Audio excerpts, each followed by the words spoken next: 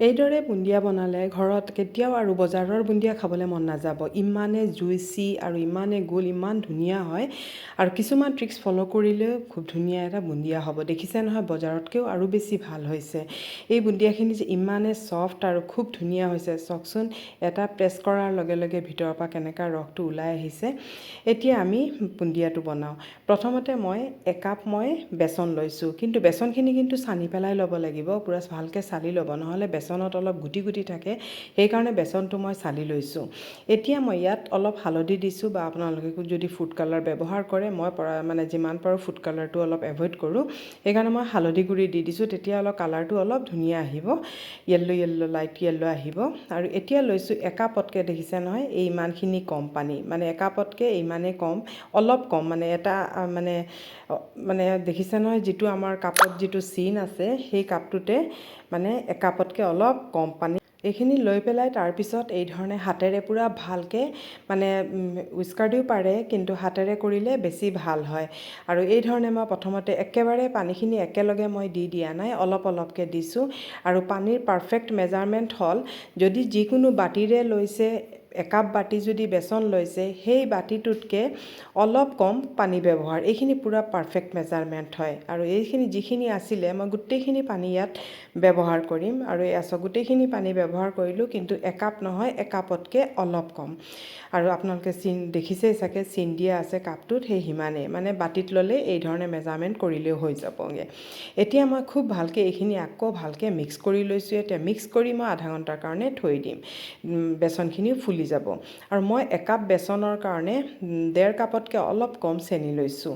আৰু এতিয়া ইয়াত মই একাপ পানী লৈছোঁ, 1.5 কাপতকৈ অলপ চেনি আৰু একাপ পানী লৈছোঁ। লৈ পেলাই প্ৰথমে মই চুগাৰ চিৰাপটো বনাই ল'ম। আৰু এতিয়া এইখিনি গেছটো মই পূৰা বঢ়াই দিয়া নাই। যেতিয়া পূৰা গলি যাবগৈ, চেনিখিনি যেতিয়া পূৰা মেল্ট হৈ যাব, তাৰপিছত অলপ 2 মিনিটমান উতলাই নমাই দিওঁ। ইয়াত কোনো তাৰৰ প্ৰয়োজন নাই, অলপ আঠা টাইপৰ হ'লেই হৈছে, তাৰৰ কোনো প্ৰয়োজন নাই। 2 মিনিটমান উতলাই তাৰপিছত এইটো নমাই পেলাই থৈ দিম। প্ৰথমতে এইটো বনাই ল'লে সুবিধা হয়। আৰু এইখিনি এতিয়া মই তেল পাতিছোঁ, যিটোত মই বুন্দিয়াখিনি ভাজিম। আৰু এইখিনি আধা ঘণ্টা হৈ গ'ল। মই আকৌ এতিয়া আৰু হাত নলগাওঁ, হাত দি প্ৰথমতে ভালকৈ, তেতিয়া লাম্পছ এটাও নাথাকে, খুব ধুনীয়াকৈ মিহি হৈ যায়। সেইকাৰণে মই হাতেৰে কৰিছিলোঁ। আৰু এতিয়া চাওক, এই ধৰণে লাষ্টত ধৰাৰ পিছত এটা এটা ফুটা পৰিব, দেখিছে নহয়, এটা এটা এই ধৰণে লাষ্টত ফুটা এটা এটাকৈ পৰিব। এতিয়া মই আঙুলিৰ আগত অলপ বেকিং পাউডাৰ নহয়, বেকিং ছ'ডা ব্যৱহাৰ কৰিছোঁ, অলপ একেবাৰে আঙুলিৰ আগত দিবলৈ। আৰু এইখনতে বনাম, এইখনতো সকলোৰ ঘৰতে থাকে। আৰু এতিয়া মই যিখিনি তেল পাতিছিলোঁ, একেবাৰে গৰম তেল দি দিছোঁ, তেতিয়া বুন্দিয়াখিনিৰ বাহিৰৰ শ্বেলটো পূৰা ক্ৰিস্পি হৈ থাকে। সেইকাৰণে মই অলপ একেবাৰে উতলা গৰম তেল ব্যৱহাৰ কৰিছোঁ, এচামুচে ব্যৱহাৰ কৰিছোঁ। এতিয়া দি পেলাই এইখিনি আকৌ মই ভালকৈ কৰি ল'লোঁ।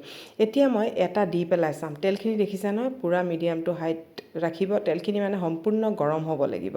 আৰু দিয়াৰ লগে লগে এই ধৰণে উঠি যাব লাগিব। আৰু চাওকচোন বুন্দিয়াকেইটা কিমান ধুনীয়া গোল হৈছে। কাৰণ প্ৰথমতে অলপ দি চাই ল'ব, যদি কেতিয়াবা দেখে বেছি চেপেটা হৈ গৈছে, তাৰমানে পানীৰ অভাৱ, বা বেছি আৰু যদি অলপ দীঘলমূৰীয়া হয়, তেতিয়াহ'লে পানী বেছি হয়। সেইকাৰণে মই প্ৰথমতে এটা দি পেলাই চাইছোঁ। আৰু চামুচখন এই ধৰণে অলপ ওপৰত, বেছি ওপৰত নহয়, বেছি তলতো নহয়, এই ধৰণে অলপ ওপৰত ৰাখিব লাগিব। আৰু তাৰপিছত অলপ অলপ দি যাব লাগিব। এচামুচ লৈছোঁ, এচামুচ মই এই ধৰণে দি যাম। আৰু চামুচখন নিহিলাব, কাৰণ যিমানখিনি আছে পৰিবলৈ দিওঁ, তাৰপিছতহে চামুচখন পিছত মই কিন্তু চামুচখন জোকাৰি নিদিব।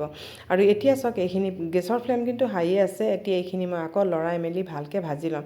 এটা হাতেৰে প্ৰেছ কৰি চাম, যদি এনেকুৱা লগে লগে প্ৰেছ কৰোঁতে এই ধৰণে ভাঙি গৈছে, তেতিয়া আমি এইখিনি নমাই দিম। অলপ লৰাই মেলি ভালকৈ নমাই দিম, কাৰণ বেছি ক'লা হৈ গ'লেও দেখিবলৈ বেয়া লাগিব।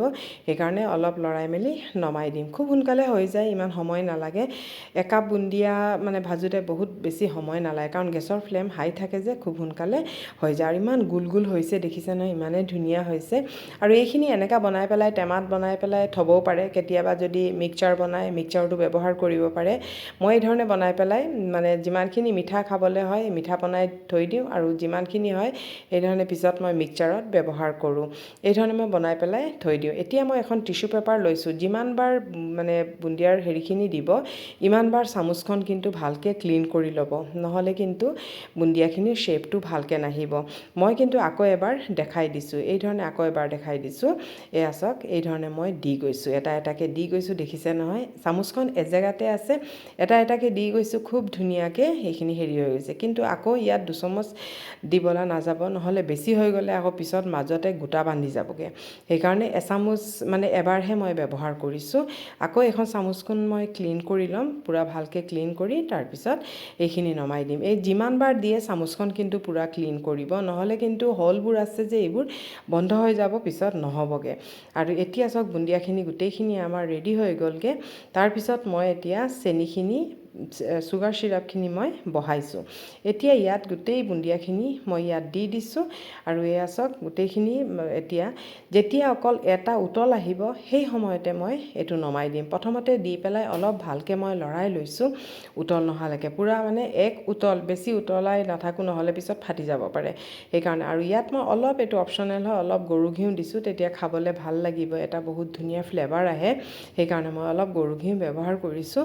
আৰু এতিয়া এইখিনি অলপ লৰাই দিম, আৰু যেতিয়া চাব পূৰা ভালকৈ এটা উতল আহি গৈছে সেই সময়তে মই নমাই পেলাই থৈ দিম। আৰু নমাই পেলাই থৈ দিম, যেতিয়া পূৰা একেবাৰে ঠাণ্ডা হৈ যাব তেতিয়াহে মই ছাৰ্ভ কৰিম, কাৰণ গৰমে গৰমে খাই ভাল নালাগে, অলপ পানী পানীৰ নিচিনা থাকে। আৰু এতিয়া মই থৈ দিম, তাৰপিছত অলপ দেৰি এই ধৰণে থৈ তাৰপিছত আকৌ মই খোলা থৈ দিছিলোঁ, আৰু এইখিনি সম্পূৰ্ণকৈ পূৰা ঠাণ্ডা হৈ গ'ল। এয়া চাওক ইমান ধুনীয়া হৈছে। আৰু এতিয়া এইখিনি মানে এসপ্তাহমান ধুনীয়াকৈ ফ্ৰিজত থৈ পেলাই খাব পাৰিব।